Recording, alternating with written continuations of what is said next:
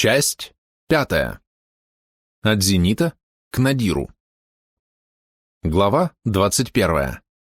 Поиски виновных. Что значит погибель русской земли? Это странное заглавие одной древнерусской рукописи, от которой сохранился только фрагмент. Она предположительно датирована XIII веком.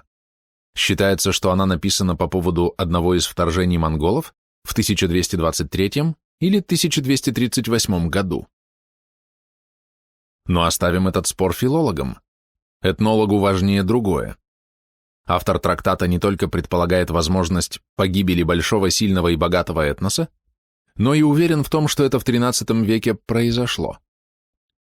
Почему он мог так считать, даже учтя, что во Владимирском княжестве войсками Батыя зимой 1238 года было сожжено всего 14 деревянных городов, из общего числа около 300.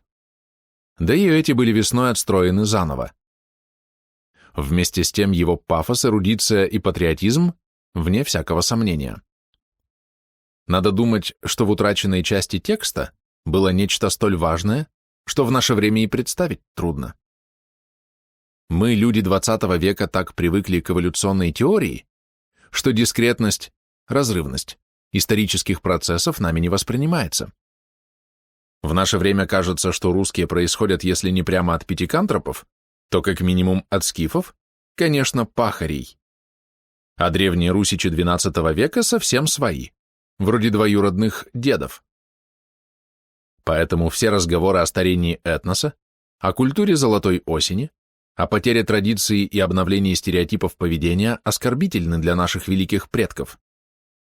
В этом уверены все обыватели, многие ученые и даже писатели, кроме Алексея Константиновича Толстого, показавшего в своих балладах глубину различия между древней, Киевской и Московской Русью.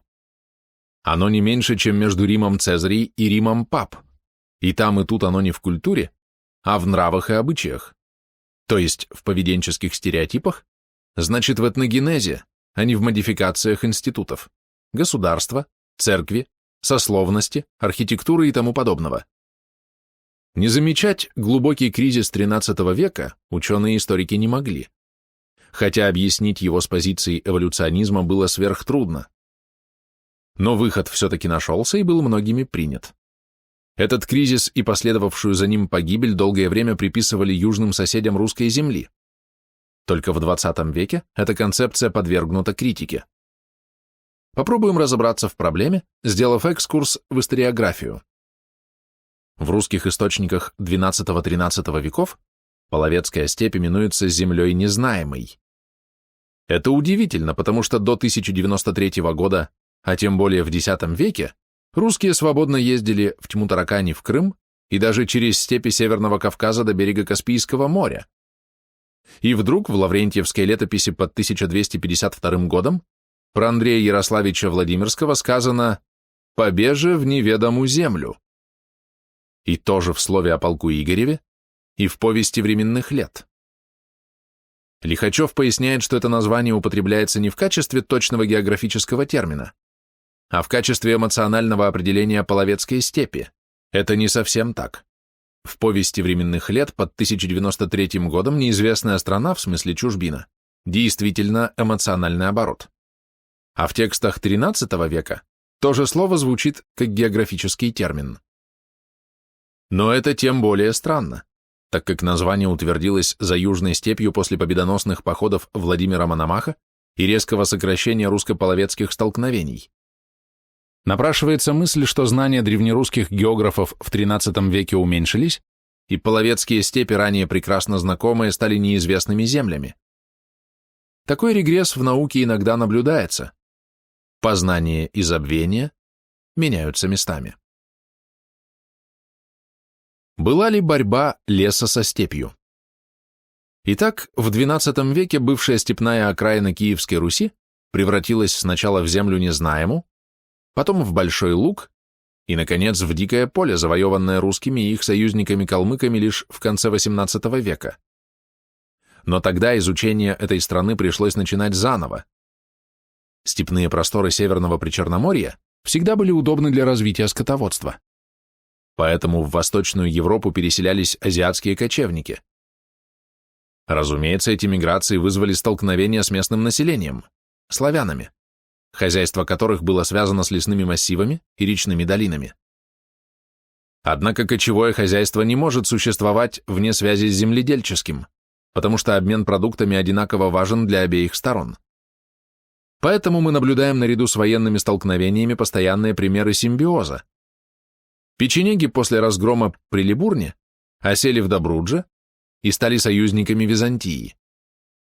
Торки поселились на правобережье Днепра и поставляли пограничную стражу для киевских князей. Куманы, сильный и воинственный народ, после первых столкновений с русичами сделались союзниками Черниговского княжества. И это не случайно. Экономико-географическое единство региона, в котором сочетались зональные и азональные, речные долины, ландшафты, определяло необходимость создания целостной хозяйственной системы, где части не противостоят друг другу, а дополняют одна другую. Разумеется, это не исключало столкновений, подчас кровавых, и это бросалось в глаза современникам событий. Авторы XIX-XX веков создали концепцию извечной борьбы леса со степью. Начало этой идеи положил Соловьев, считавший, что поток славянской колонизации шел по линии наименьшего сопротивления, на северо-восток, где ростовская земля, населенная финнами, без сопротивления покорилась славянам, тогда как воинственные кочевники были для славянских земледельцев неодолимой преградой. Эту концепцию некритично приняли Ключевский, Милюков, Пресняков, Вернадский и Рыбаков. Не говоря уже об историках украинского направления, таких как, например, Костомаров, Антонович, Грушевский, Лескоронский и другие.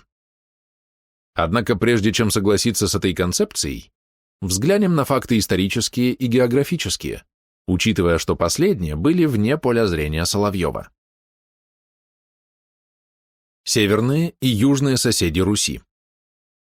Бросим взгляд на ближайшее минувшее. Мира на границах Руси не было. Ярослав Мудрый совершал походы на север. В 1030 году на Чудь, на их земле он построил город Юрьев, утраченный в 1224 году, на Ятвягов в 1038 году, на Литву и Мазовию в 1040-1041 годах, снова на Мазовию в 1047 году, а сына своего Владимира посылал на Ямь в 1042 году. Наконец, в 1058 году, уже после смерти Ярослава, была завоевана Голедь, литовское племя юго-западнее Москвы. Владимир Мономах двумя походами покорил Вятичей, последний оплот славянского язычества. Но Мордва победила князя Ярослава Святославича в 1104 году у Мурома и остановила продвижение русичей. Мстислав Великий поднял новгородцев и псковичей против Чуди в 1116 году и ходил на Литву в 1131 году. Но после смерти этого последнего на Древней Руси единовластного князя латышское племя Земигола в 1166 году разгромило полоцких князей. Потери русской дружины исчислялись в 9000 ратников. Наступление на север было остановлено. Этот краткий список показывает, что особое внимание, уделяемое историками военным столкновениям на южной границе, подсказано литературными реминисценциями, а не трезвым сопоставлением фактов на широком историческом фоне. На юге в 1036 году разгром печенегов у Киева, в 1060 году победа над торками и их подчинение в 1064 году, в 1068 году поражение от половецкого князя Ашарукана на Альте, и через месяц реванш, разгром его при реке Снове Святославом Черниговским. С 1092 по 1117 год война против половцев по инициативе великого князя Святополка II и полное подчинение их западных кочевий Владимиром Мономахом. Восточные дикие половцы добровольно вступают в союз с суздальскими князьями. Затем, за 120 лет с 1116 по 1236 год, половецких набегов на Русь всего 5. Русских походов на степь тоже 5. Случаев участия половцев в усобицах 16. И ни одного крупного города, взятого половцами. Зато в 1088 году лесовики-болгары взяли Муром. Перейдем к географии хозяйства. Вмещающим ландшафтом древних русичей были не столько лесные массивы, сколько лесостепи, ополья и речные долины. При крайне редком населении Руси в XII веке, около 5,5 миллионов, в ней практиковались переложные системы земледелия, требовавшие неполной оседлости. Не исключалось и полукочевничество на основе скотоводческого хозяйства, особенно в степной зоне. Не были кочевниками и тюрки. Около зимников развивалось земледелие, как у казаков, донских и запорожских, и у нагайцев. Разница между лесом и степью была не так уж велика, тем более что в XII веке степь была покрыта островками леса, рощами и барами. Их истребили люди в XIX веке. И, наконец, в XIII веке русские половцы совместно отражают сельджукский десант в Крым и монгольский рейд на Дон, и оба раза делят горечь поражения. Нет, дело обстояло не так просто. Однако прежде чем принимать решение, рассмотрим историю вопроса. Но не в микроскоп, чтобы не потерять перспективы, а в телескоп, чтобы увидеть картину мнений и сомнений целиком, за все 200 лет постановки проблемы. Государственная точка зрения в XIX веке. А теперь нам придется на время оторваться от изложения хода событий и уяснить проблему взаимоотношений половцев и русичей. Эта проблема имеет два решения, из которых может быть правильным только одно. Поэтому целесообразно отступить от хронологического принципа, чтобы учесть весь необходимый материал и избавиться от переходящих ошибок, причиняющих немало вреда науке и повседневной жизни.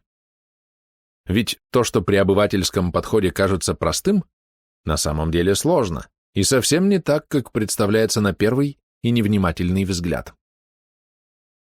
В XIX веке аксиоматически предполагалось и даже вошло в гимназические учебники, что рыцарственная Русь и тревожная недобрая степь, разлившаяся безбрежным морем от Волги до Дуная, были извечными антагонистами.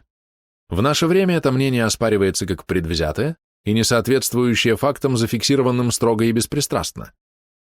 В самом деле, оптимальные условия для становления культуры и процветания хозяйства имелись не в глухих лесах Заволжья и Сибири, и не в солнечной пустыне Казахстана, а на ландшафтной границе лесной и степной зон, а также в озональных ландшафтах, речных долинах.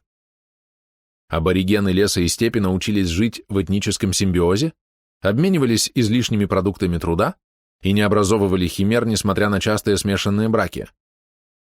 При этом оба этноса, русичи и куманы, жили каждый за счет природных ресурсов своего региона и потому были ограничены пределами своих ландшафтов.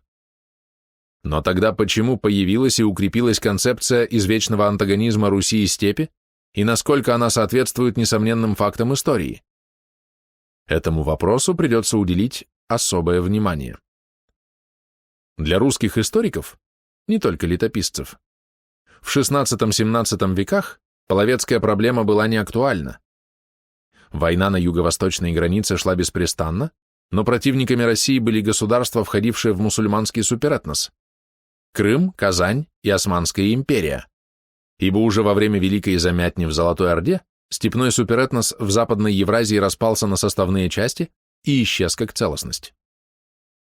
Когда же появились мигрировавшие из Джунгарии калмыки, истинно степной этнос Россия заключила с ними союз и с их помощью завоевала Крым. Поэтому, когда в конце XVIII века интерес к прошлому заставил обратиться к древности, историки столкнулись с летописной традицией и приняли ее как материал для собственных теоретических построений в духе своего времени. Дореволюционная русская историография, от Татищева до Плеханова, за редкими исключениями решала проблему русско-половецкого контакта единообразно, не смущаясь очевидными противоречиями в самих источниках и несоответствием своих выводов с географией и всемирной историей. Татищев писал: «Половцы и печенеги более как через много сот лет русским пределам набегами, пленя и грабя, великие вреды наносили, чему несогласие и междоусобие русских князей немалою причиной было. Владимир Мономах решил женить своих сыновей на половецких княжнах, но весьма мало покоя и пользы исчемой через то приобрел. Сам Владимир Мономах писал, что заключил с половцами 19 миров. Думается, что ему было виднее, где польза, тем более, что именно он первый привел половецкую рать на Русь для разгрома Полоцкого княжества. Карамзин называл половцев неутомимыми злодеями и утверждал, что мир с такими варварами мог быть только опасным перемирием. Зачем же русские князья в 1223 году пошли выручать половцев на Калку? Устрялов хоть и приводил факты участия половцев в междоусобицах как наемного войска, именует их лютыми злодеями. Менее эмоциональный Соловьев считал, что Россия должна была вести борьбу с жителями степей, с кочевыми азиатскими народами. Эту идею развивал вслед за Соловьевым Ключевский. Они придавали этой войне характер борьбы леса со степью, чем тезису извечного антагонизма Руси и степи придавался как бы географический смысл. Но соль была в ином. Создатели этой концепции считали своим долгом оправдать отсталость России от стран Западной Европы и доказать неблагодарным европейцам, что Русь своей степной борьбой прикрывала левый фланг европейского наступления. То есть исторической заслугой Древней Руси перед мировой цивилизацией является то, что русичи, не жалея себя, прикрывали католические монастыри, в которых наших предков предавали анафеме за принадлежность к схизме, рыцарские замки, откуда феодалы выходили грабить единоверную нам Византию, городские коммуны, торговавшие славянскими рабами, и пройдох-ростовщиков, изгнанных народом из Киева. И самое смешное, что это искреннее преклонение перед Западом почему-то называлось патриотизмом. Еще одна точка зрения. Несколько по-иному представлял южнорусскую ситуацию Костомаров, считавший украинский народ, если не вечным, то очень древним и всегда не похожим на великороссов. По его мнению, в основе русской истории лежала борьба двух начал – удельно-вечевого и монархического. Республиканским был юг, монархическим – Великороссия. А кочевники задерживали развитие цивилизации в Древней Руси. Даже торки и берендеи, смешавшиеся со славянами и сражавшиеся под знаменами киевских князей. Русь была окружена чужеземцами, готовыми вмешаться в ее дела. С востока, как тучи, одна другой мрачнее, выходили полчища степных кочующих народов Азии, жадных к грабежу и истреблению. И даже помогая южнорусским князьям, кочевники приносили вред, ибо из-за смешанности населения в Руси не могло образоваться ни прочной княжеской власти, ни родовой аристократии, ни народоправления, а частые половецкие набеги вынуждали южнорусов переселяться на север, где они, видимо, превращались в великороссов. Последний удар Киеву нанесло монгольское нашествие. Но почему-то Южную Русь покорили не татары, а литовцы. Взгляды Костомарова появились в 60-х годах XIX века и нашли последователей среди украинских националистов, например, Грушевского и других. Но 120 лет спустя этот воинствующий провинциализм представляется несерьезным, ведь русичи были куда сильнее степняков. Олег Святославич половцев использовал, а Мономах разгромил их. Однако психология Костомарова понятна. В собственных бедах приятнее обвинить соседа, нежели себя. Оба направления, государственное и областное, казалось бы, непримиримые, имеют одну общую черту. Их представители рассматривали многочисленные и разнообразные степные этносы Евразии как однородную серую массу варваров, враждебных всякой и, главное, европейской цивилизации. Для Западной Европы это давнее традиционное мнение. Туркмены-сельджуки и мамлюки Египта остановили крестоносные войска и выгнали рыцарей из Заморской земли или Палестины. Половцы нанесли смертельный удар Латинской империи, после чего полвека шла ее агония, и изрядно потрепали авангард католического Запада в Венгрию. Поэтому антипатия европейцев к Степной Азии понятна. Но почему русские историки болеют за государство, организовавшее в XIII веке крестовый поход против Руси?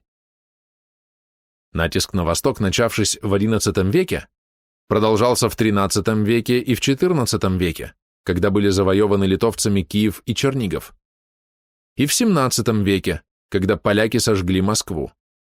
В XIX веке то же самое проделали французы, и в XX веке хотели учинить немцы. А половцы только просили мира или защищались от победоносных дружин Владимира Мономаха. Но историки XIX века при прекрасном знании летописи делали вид, что лес борется со степью, и это закономерно. Наконец, в 1884 году Голубовский убедительно доказал, что в южнорусских степях жили три разных тюркских народа, враждебные друг другу, и каждый из них имел свою историю и свою судьбу. Это были печенеги, потомки канглов, торки, ответвление гузов, и половцы или куманы, народ древней культуры. Половецкие красавицы были матерями многих русских князей, в том числе Александра Невского. И тем не менее Голубовский писал: «Русь на своих плечах вынесла эту борьбу с куманами и грудью прикрыла Европу». Он повторял тезисы Костомарова и своего учителя Антоновича. Вот что дает гипноз предвзятых мнений. И все-таки основателем научной куманологии следует считать Голубовского. Плетнева вполне справедливо указывает, что труды аполловцев, выходившие до работы Голубовского, как правило, написаны крайне тенденциозно, иногда просто по-дилетантски, и свидетельствуют только о том, что научный интерес к половцам возник еще в первой половине XIX века. Но этот интерес характеризовал не столько предмет изучения, сколько вкусы и настроения самих историков.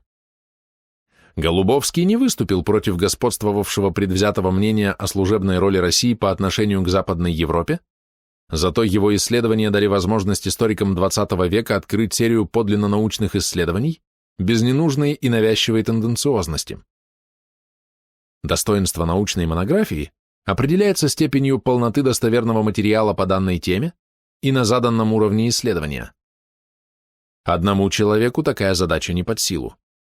Поэтому вполне законна преемственность, при которой эстафета научных достижений передается от поколения к поколению. Ныне синтез археологии с историей после многократных попыток разных исследователей наиболее полно осуществлен Плетневой и Федоровым-Давыдовым. Но пока суд до дела, спекулятивная историософия в предреволюционные годы развернулась на новой основе, заимствуя идеи, еще носившиеся в воздухе лондонских туманов, парижских бульваров и тихих улиц немецких университетских городков. Наши историки, проявив славянскую непосредственность, иной раз догоняли, но иногда опережали европейскую философскую мысль, что не всегда шло на пользу делу. И старым дышит новизна. Повышенное внимание к русско-половецким отношениям породило много частных концепций, более или менее остроумных и всегда противоречивых. Разбор их увел бы нас из этнологии в область историографии. Обилие исследований русско-половецких контактов имело двоякие последствия. С одной стороны, был накоплен богатый фактический материал, с другой – отдельные построения, пересекаясь поневоле, становились эклектичными. Смотреть указанное сочинение Мавродиной. Но это дает повод для характеристики не славян и тюрок, а славистов и тюркологов, что не входит в задачи нашего исследования. Поэтому можно ограничиться анализом двух концепций – политологической и экономической. Первую сформулировал Пресняков, тем самым предвосхитив теорию вызова и ответа Тойнби. Вторую – Рожков, продолжением взглядов коего явилась теория торгового капитала и борьбы за торговые пути Покровского. Эта сторона воззрений Покровского не связана органически с другими его высказываниями, хотя и те, и другие были отвергнуты в ходе дальнейших исследований. При объяснении крупных исторических явлений, например, возникновения или исчезновения той или иной цивилизации, у нас ее называют культура, всегда возникает вопрос «почему?». Тойнби отвергает все природные воздействия, биологические и географические, и предлагает свою оригинальную концепцию. Человек достигает цивилизации не в результате высшего биологического дарования, наследственность, или географического окружения, имеются в виду легкие условия для жизни, но в качестве ответа на вызов в ситуации особой трудности, которая воодушевляет его сделать беспрецедентные усилия. Поэтому одна из глав его труда названа «Достоинство несчастья». Что это за вызовы? Иногда плохие природные условия. Болото по берегам Нила, тропический лес в Юкатане, море вокруг Эллады, а в России снега и морозы. Да-да. А может быть, причина расцвета Англии – лондонский туман? Об этом автор молчит.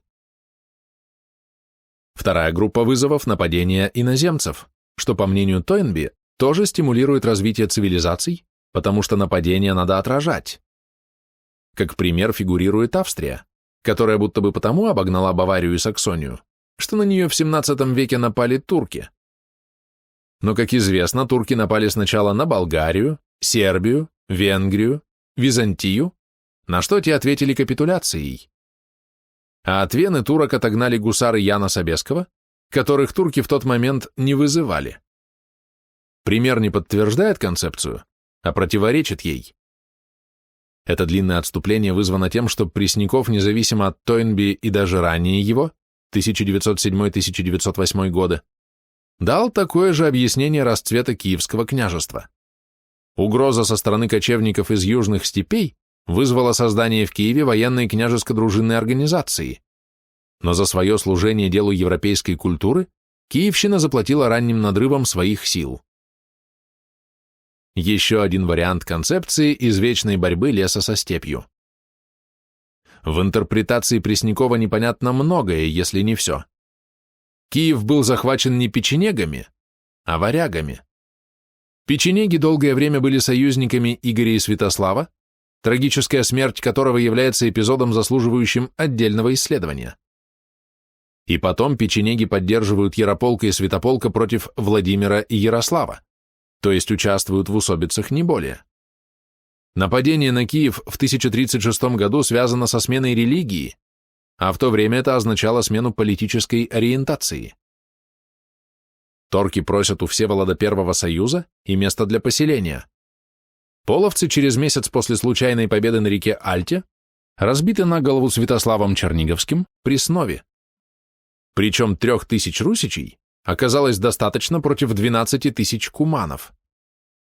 Война 1093-1116 годов произошла по инициативе русских, а в XIII веке русские идут на Калку спасать половцев от монголов.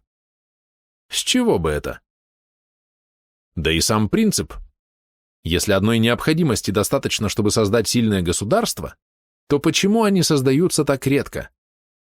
Почему не было создано такое же государство в XIII веке, когда нужда в нем была еще острее? И почему киевские князья то и дело покоряли не печенегов и половцев, а славян? Да еще как жестоко. Видимо, славянам сильная держава в Киеве была не нужна, хотя Киев был центром торговли с Европой. Из Киева и через Киев везли меха и драгоценные изделия, дорогие ткани, вина и пряности. А что попадало в Киев? Тут вступает в диспут экономическая концепция Рожкова, принимаемая Пресняковым без критики. Это не осуждение. Рожков, видимо, вполне прав, когда пишет: «Внешняя торговля того времени характеризовалась двумя отличительными и имеющими первостепенную важность чертами. Во-первых, торговая деятельность была занятием исключительно одних общественных верхов, князей, их дружинников и небольшой группы состоятельных горожан. Масса же населения не принимала в ней никакого участия, потому что не продавала, а отдавала даром в виде дани продукты охоты и пчеловодства. Во-вторых, внешняя торговля не затрагивала насущных потребностей даже этих, руководивших ею высших классов населения. Все необходимое они получали натурой, отправляя на внешний рынок лишь избыток и выменивая там только предметы роскоши. Да, но это больше похоже на торговлю, в кавычках, с индейцами Канады и зулусами Южной Африки. Это способ порабощения страны путем обмана и спаивания аборигенов. Это программа колонизаторов эпохи первоначального накопления капитала, губительная для народов, становившихся ее жертвами. И ее разделяет Рожков. Он, подобно всем перечисленным авторам, утверждает, что в XI веке с падением Хазарского царства и торжеством половцев в южных и юго-восточных степях торговля с арабами слабеет, и, наконец, совершенно прекращается, потому что половцы перерезывают и уничтожают существовавший раньше путь для этой торговли. Отсюда Рожков делает вывод, что половцы представляли наибольшую опасность для древнерусского государства.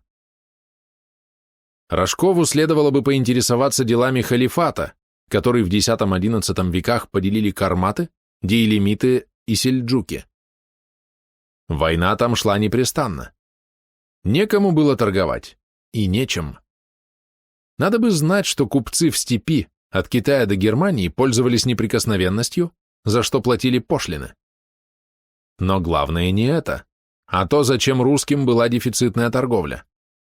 Это уже не лес и степь, а поклонение Мамоне.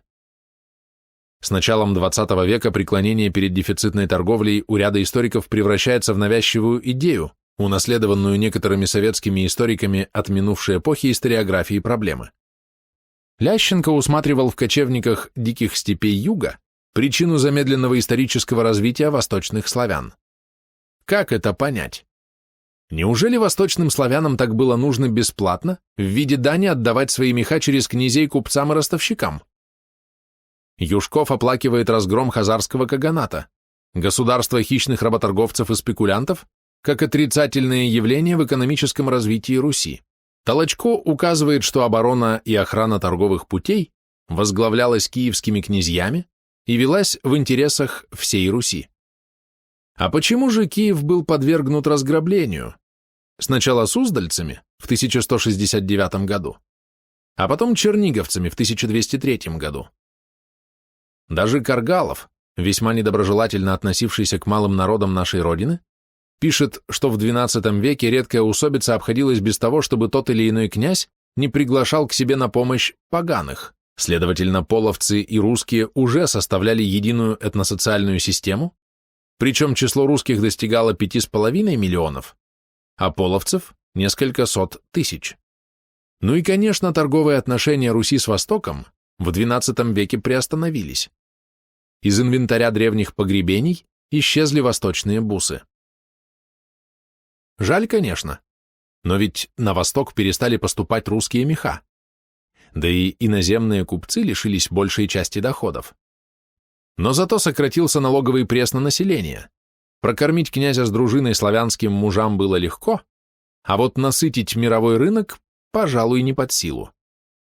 Поэтому в XII веке на Руси были люди, симпатизировавшие половцам, а были и ненавидевшие их.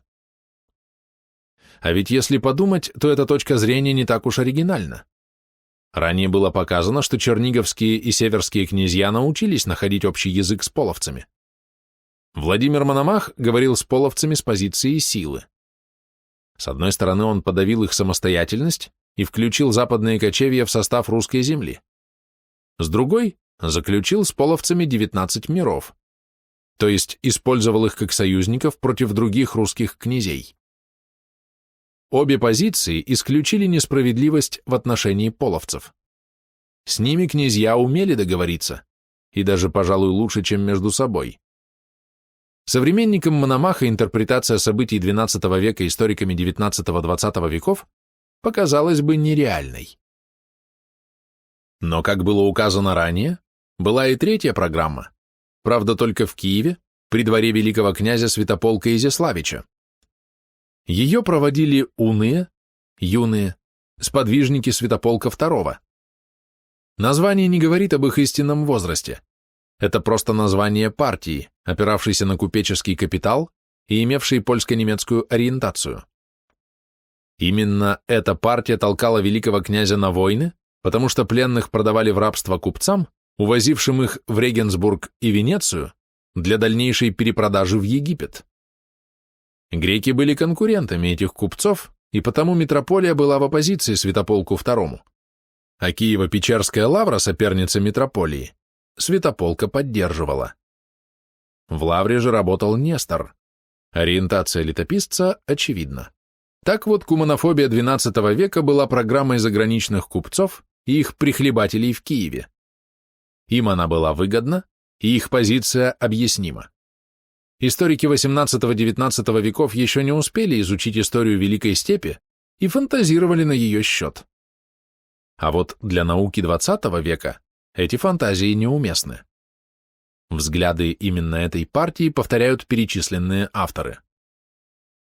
Нельзя сказать, что русская наука предреволюционного периода была отсталой, но и передовой она не была.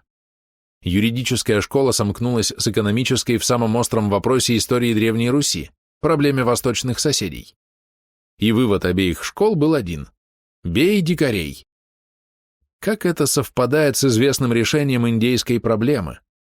Хороший индеец – мертвый индеец. И как это решение омерзительно ныне?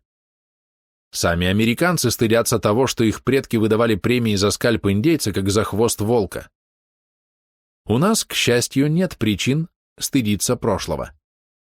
Наши предки дружили с половецкими ханами, женились на красных девках половецких, принимали крещенных половцев в свою среду, а потомки последних стали запорожскими и слободскими казаками, сменив традиционный славянский суффикс принадлежности «ов» – Иванов, на тюркский «янко» – Иваненко. Этносы возникают и пропадают в историческом времени. Поэтому для того, чтобы разобраться в географической проблеме этногенеза, надо изучить историческую науку, историю событий в их связи и последовательности. Историю не текстов, ни институтов, ни культурных влияний, а деяний. И только тогда можно получить достоверный материал, который не шокировал бы читателя, умеющего понимать прочитанное и критически его воспринимать. Выслушаем и другую сторону. Нельзя упрекнуть перечисленных ранее историков в том, что они были невнимательны к летописным сведениям, к актам, глоссам и древнерусской литературе. Нет, они все это прекрасно знали, и их исследования не теряют своей ценности. При одном непременном условии. Надо помнить, что летописцы сами были людьми своего времени и фиксировали свое внимание на событиях экстраординарных, посвящали им яркие страницы. Но было бы ошибкой не замечать общего фона, который для летописцев и их читателей был настолько очевиден, что они не уделяли ему внимания. Именно поэтому самое пристальное детальное изучение летописных сведений может дать только искаженную картину событий. Однако привлечение широкого материала из истории окрестных стран позволило Якубовскому отнестись критически к банальному пониманию истории Руси и Половецкой степи как вечной войны не на жизнь, а на смерть. Еще в 1932 году он писал: историография, заполненная рассказами о военных столкновениях с половцами, куманами, не сумела заметить того факта, что для отношений между русскими княжествами и Половецкой степью более характерными и нормальными являются не войны и набеги, а интенсивный товарообмен.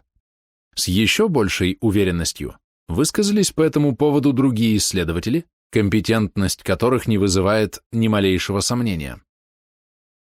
Идея извечной принципиальной борьбы Руси со степью явно искусственного, надуманного происхождения, пишет Пархоменко. Гордлевский еще более категоричен. Официальное, навеянное церковью представление о народе, живущем не в городах, где утвердилась христианская вера, а в степи, идет с запада, через католических миссионеров. Культурные связи между Киевом и Западом принесли взгляд на половцев как на батог Бога, бич Божий. Гордлевский указывает, что по мере взаимного привыкания шло изменение политических взаимоотношений между половцами и русскими. В XII веке они становятся все более тесными и дружественными, врастают в повседневный быт, особенно путем смешанных браков во всех слоях общества.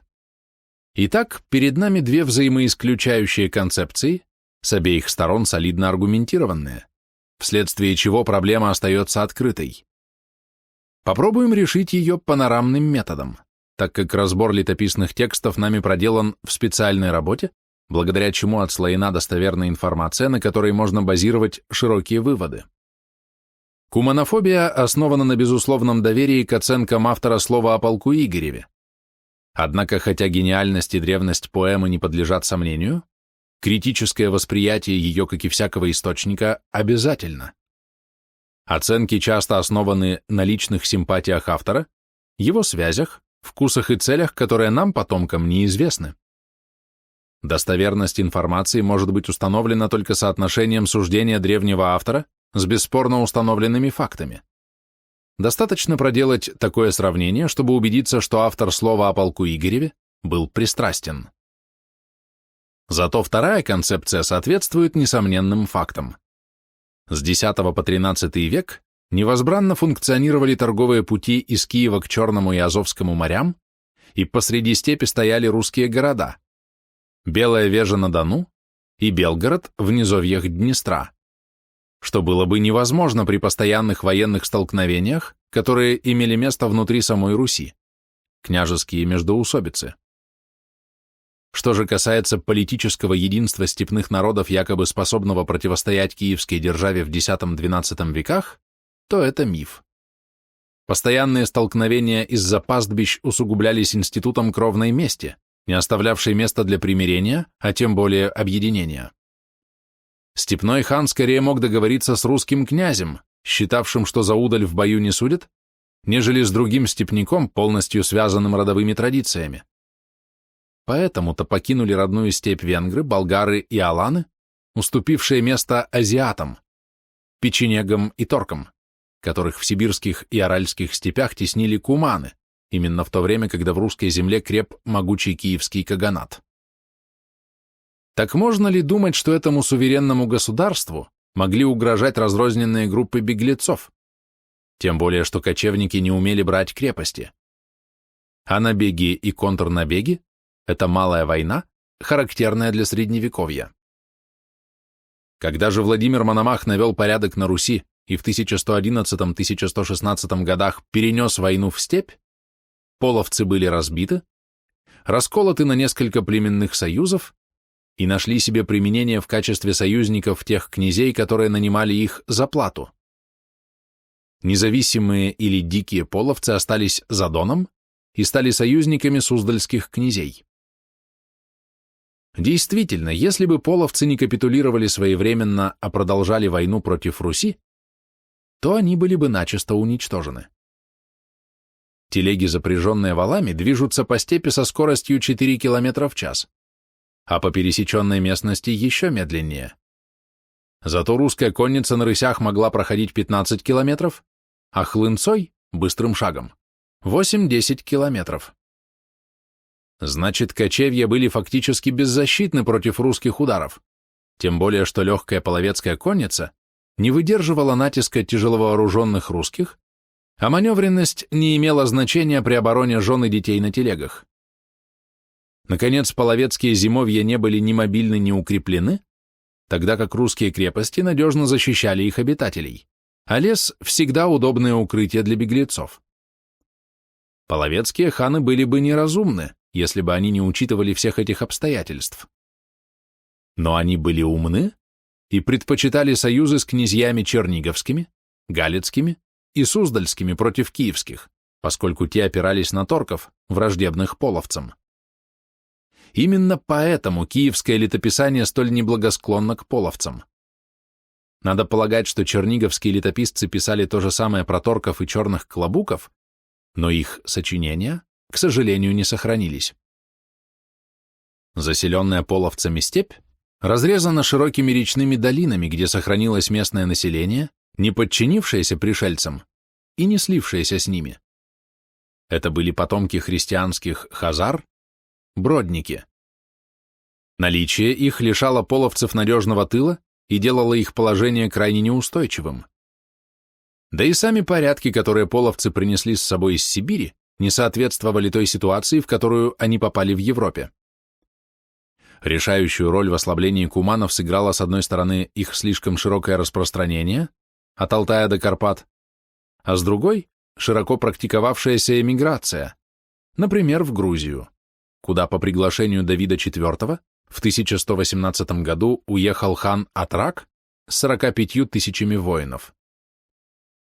Не реже появлялись куманы в Болгарии, Венгрии и Византии, а множество их продавалось на невольничьих базарах Ирана и Египта, где их превращали в гулямов, гвардейцев-невольников мусульманских султанов. У пассионарных неукротимых тюрок дома шансов на успех не было, ибо для воинствующей посредственности талант – главный враг. Степной обыватель в психологическом плане не отличается от деревенского или городского. Поэтому неудивительно, что в числе кочевников находились люди, предпочитавшие быть проданными в рабство скучной и бесперспективной жизни на своей родине. Вот пример один из многих. В XII веке половцы продавали рабов партиями по 20 голов и купившему партию давали еще одного бесплатно, в качестве приза. Примерно в 1137 году купцу, покупавшему товар, предложили как премию мальчика, худосочного и невзрачного по имени Ильдегиз. Купец отказался и отпустил ребенка на волю, но тот попросил купца взять его как раба. Добрый купец исполнил просьбу мальчика и посадил его на телегу, так как он ехал из донских степей в Иран. Ехали подолгу, от источника до источника. Ильдегиз устал, заснул на одном из переходов и свалился сонный с телеги. Его подобрали. Но когда он второй раз упал, купец велел не останавливаться и ехать до места привала. Доехали до источника, устроили привал, развели огонь и стали варить пищу для себя и для рабов. И тут из темноты появился Ильдегиз. Купец удивился, рассмеялся и приказал накормить мальчика. Так мальчик приехал в Азербайджан. Купец выгодно для себя продал мускулистых плечистых половцев визиру этой страны Сиджируми, но тот отказался покупать Ильдегиза. Ильдегиз взмолился и сказал: «О, добрый господин, купи меня, я пригожусь». «Ты сам просишься?» — спросил визир. «Ну, тогда я покупаю». И за гроши купил ненужного ему раба. Ильдегиз попал поначалу на кухню и стал так хорошо готовить плов, что когда султан Масуд ибн Мухаммад пришел к своему визиру в гости и попробовал половецкий плов, он попросил продать ему повара, который так хорошо готовит еду, и зачислил его к себе воином на общих основаниях. Оказавшись при дворе султана, Ильдегиз нашел способ снискать благосклонность матери султана и благодаря ей получил назначение в войско уже как сипахсалар. Ему удалось разбить войско Грузии, после чего он стал правителем Аррана, значительной части Азербайджана, и важным вельможей, атабеком, то есть опекуном и воспитателем сына султана. С 1161 года Ильдегиз и его потомки правили северо-западным Ираном, умело и порой успешно ведя дворцовую политику, интриги и внешние войны.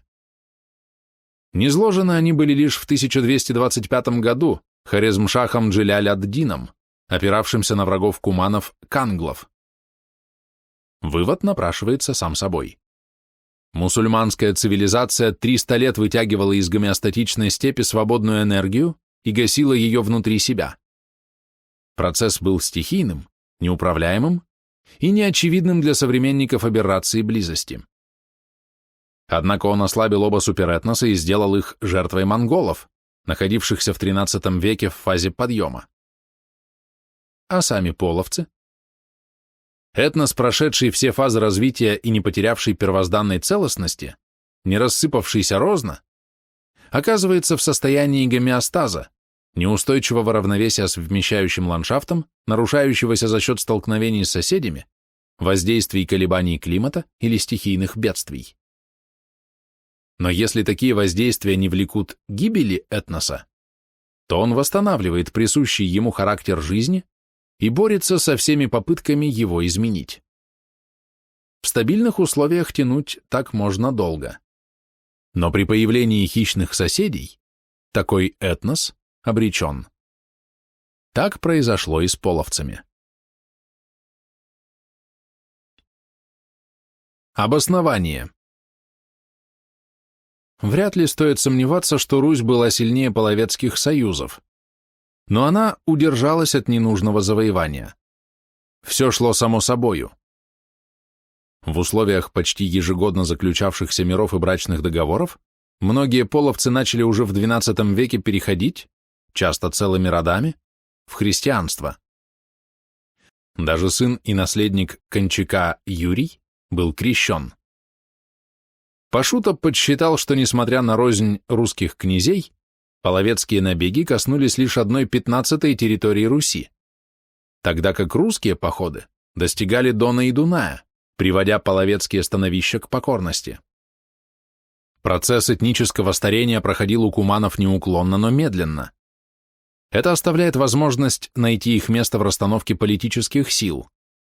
Враги куманов печенеги в XI веке охотно принимали ислам и дружили с сельджуками. Значит, куманы оказались в контраверзе с мусульманским миром, а тем самым были вынуждены искать союза с Византией и Русью. До середины XIII века половцы выполняли роль барьера против натиска сельджуков с востока и, кроме того, были на стороне Руси в столкновениях с венграми и поляками. Все изменилось лишь в XIV веке. При подборе сведений о русско-половецких столкновениях по Лаврентьевской летописи оказывается, что за 180 лет, 1055-1236 годы, половцы нападали на Русь 12 раз, русичи на половцев 12 раз, а совместных русско-половецких операций в междоусобных войнах было 30.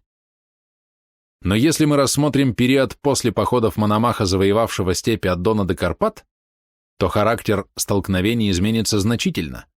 Причем уместно разобрать и проверить примеры, приводимые как доказательство жестокой вражды между своими погаными и русскими князьями. 1120 год. Ярослав, ходи на половці за Дон, и, не найдя их, вернулся. Так можно ли пройти по вражеской земле 1000 километров без столкновения с неприятелем? 1125 год.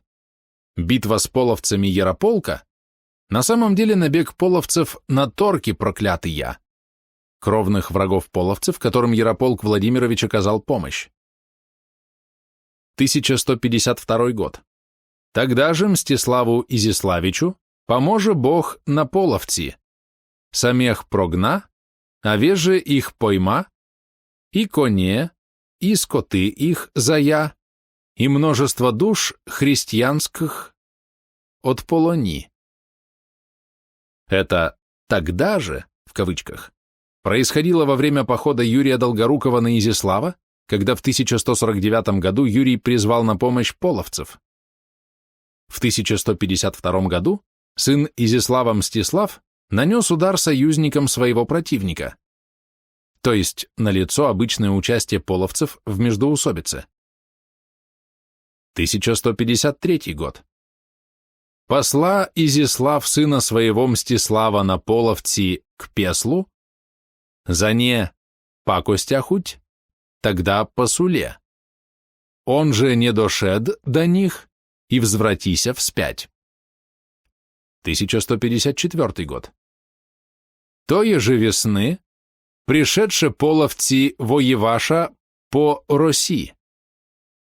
На самом деле их привел Глеб Юрьевич, в Борзе разбил волынских князей, но берендеи разбили половцев, которые поссорились с Юрием Долгоруким и уехали в степь. 1169 год. Поход половцев на Киев и Переяславль. Не было похода. 3000 половцев пришли заключать договор с Глебом Юрьевичем, но часть их по пути произвела грабежи и была разгромлена 1500 берендеями. Учтем, что средние армии того времени до 50 тысяч. Значит, половцев в этот раз было 6% от нормального войска. 1171 год. Тое же зимы придоша половці на киевскую сторону и взяша множество сел. При отходе половцев изрубили торки и берендеи и освободили полон – 400 человек. Историками правильно отмечается жестокость половцев как активной силы в междоусобицах. Не буду их оправдывать. Но были ли русские дружинники добрее? И имеет ли это отношение к политическим коллизиям, когда русские князья использовали не только половцев, но и торков, ливов, ятвягов, как наемные войска? Надо думать, что вопрос об их добросердечии князей не интересовал. Ведь в 1216 году в Ростово-Суздальской земле без участия половцев пошли сыновья на отца, отцы на детей, брат на брата, рабы на господина, а господин на рабов. И на берегах Липицы за один день, 21 апреля, легло 9233 русских воина, убитых русскими же. Обскурация, фаза жестокая. Это этническая старость. А ничто так не старит, как возраст. Приговор по делу половцев. Попробуем найти причину переходящей научной ошибки. По-видимому, привычная для обитателей Московской Руси ситуация, продлившаяся с XIV до конца XVIII века, то есть до завоевания Крыма, была экстраполирована в древность. 300-летняя война на юго-восточной границе России заслонила явления совсем иного характера, ибо Крым и Ногайские орды могли держаться так долго только потому, что за ними стояла могучая Османская империя. А ведь у половцев и торков такой заручки не было.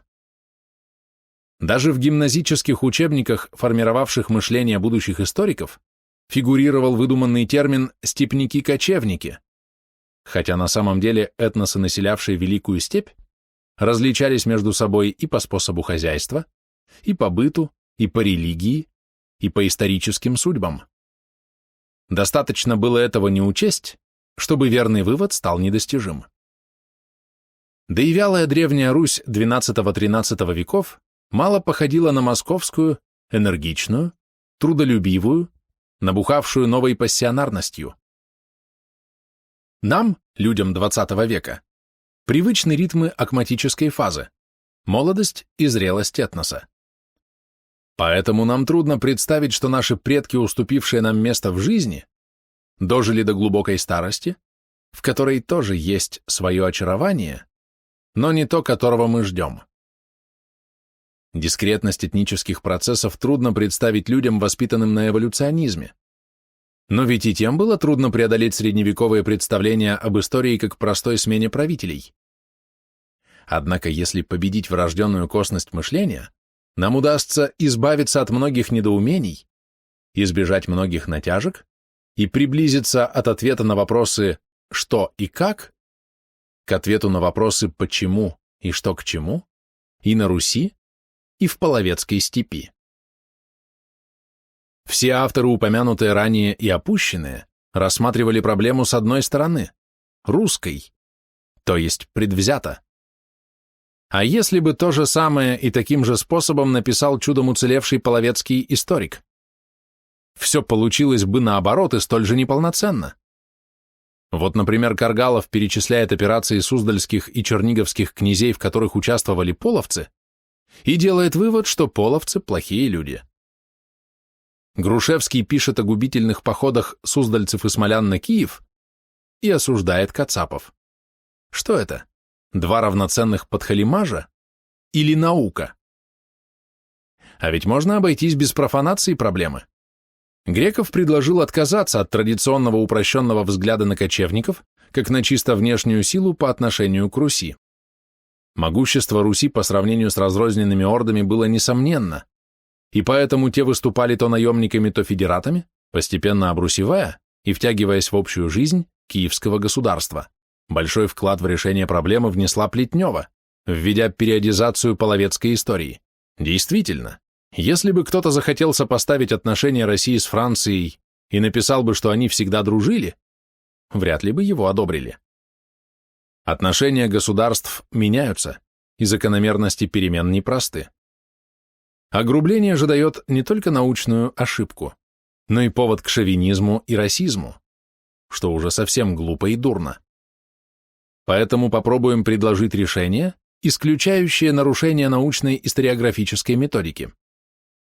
Переход трех пассионарных групп, выделившихся из трех степных народов, канглов, печенеги, гузов, торки и куманов, половцы, при столкновении с киевским каганатом создал ситуацию этнического контакта. Но поскольку и степняки, и славяне имели свои экологические ниши, химера не возникла, а создался симбиоз, породивший очередной зигзаг истории. Смешение на границе шло, но как метисация, то есть процесс, протекающий не на популяционном, а на организменном уровне. Дети от смешанных браков входили в тот этнос, в котором они воспитывались. При этом расовые конфликты исключались, а конфессиональные, благодаря бытовавшему тогда двоеверию, разрешались безболезненно. Слияние народов, то есть интеграция этносов, было никому не нужно, так как русичи не хотели жить в водораздельных степях, без реки и леса, а половцам в лесу было бы слишком трудно пасти скот. Но в телегах, топорищах, посуде половцы нуждались.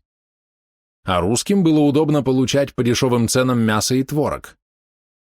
Обменная торговля, не дававшая наживы, связывала степняков и славян лесостепной полосы в экономико-географическую систему, что и вело к оформлению военно-политических союзов, характерных для левобережных княжеств и Рязани. Зигзаг исторического процесса к XIII веку постепенно распрямился. Этнический возраст или фаза этногенеза у русичей и половцев был различным. На Руси, ровесницы Византии и палапского славянства, шло старение, а у древнего народа кыпчаков, ровесников скифов, наступил гомеостаз. Что лучше? Или точнее, что хуже? Чтобы ответить на этот вопрос, вернемся на Русь. На излете этногенеза. Накануне Батыева похода полугосударства, составлявшие Древнюю Русь, были многолюдны, в целом около 6 миллионов, и богаты, особенно Новгород. Население состояло из здоровых, мужественных людей. Эти люди были способны к восприятию византийской культуры, живописи, музыки и этики. В отличие от Западной Европы, на Руси было много грамотных, так как религиозные книги на понятном славянском языке были доступны читателям. А на Западе для тех же целей требовалось знание латинского языка.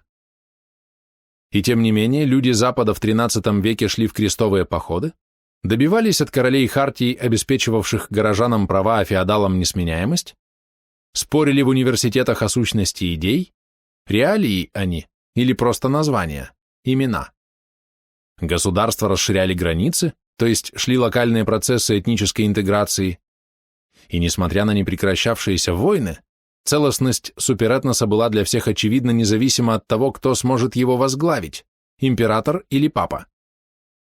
А русские, как мы уже видели, тратили силы на усобицы, ослабляя собственную военную мощь. Католическая Европа в XIII веке была страшна православной Руси, а Русь была не в состоянии ответить на удары, наносившиеся ей с тех пор, как папа объявил крестовый поход против схизматиков, греков и русских.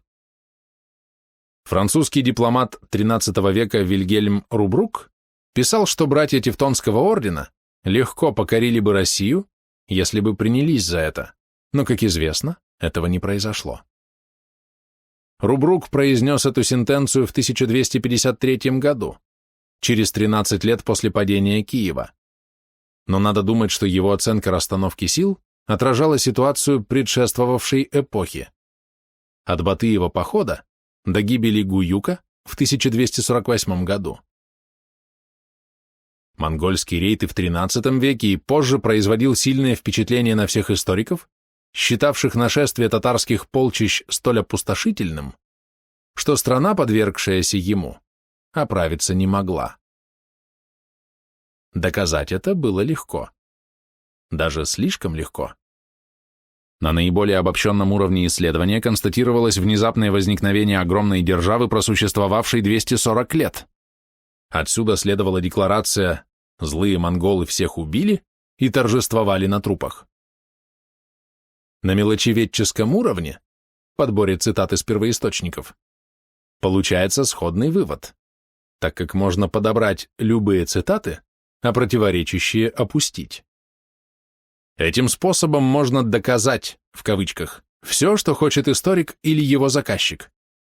А заказы были разные, от восхваления до поношения с многими градациями. Научным методом следует признать средний путь – применение системного подхода к истории.